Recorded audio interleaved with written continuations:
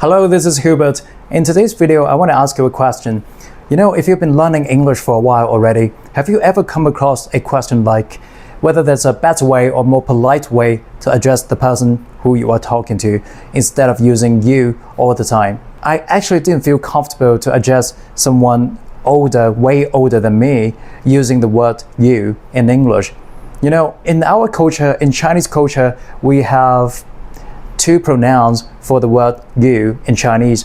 We would use nin to address someone who's older than us, such as our teachers or parents, and we would use ni to address someone who's similar to us, such as our colleagues or friends or siblings. So is there something like nin in English? You know what? Turns out it's a common question that a lot of language learners around the world are wondering. So I just happened to come across a post on Reddit today where someone was asking the same question. Now let's take a look at how native speakers respond to this question.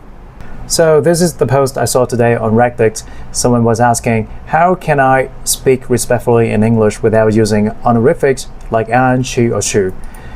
He was raised in a culture where people address each other based on age and social hierarchy, using words like an, chi, chu, etc., which is a way to show respect, very similar to Chinese culture.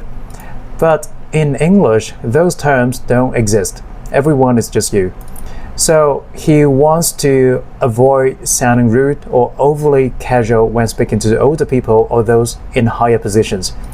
And then we've got an Australian replying to this question. He was like, the very notion of addressing different people in different ways to show respect is cultural and not universal. I don't use different language when speaking to older people versus younger people or to people in higher positions. In my culture, signaling that we see each other as equals is more important. I am not surprised to see that actually. It's the typical Western culture that we understand, right? Right below the comment, an American agrees with the Australian. He was like, this is a very important aspect of politeness that's not pointed out often enough. In many countries or languages, people will be polite by showing respect. They lower themselves and raise others. But in the US, it's very normal to be polite by showing camaraderie. We more often will treat other people as if we're on the same social level, even if we clearly are not. And someone from the UK said that in the UK, we show politeness by minimizing our impact on others and apologizing excessively, which is very similar to Japanese culture, isn't it? And here we've got another native speaker from the Great Britain who was like, I thought sir and ma'am were considered appropriate in USA.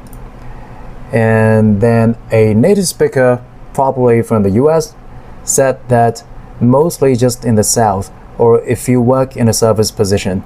I just found a funny one. So a native speaker was like, there you go.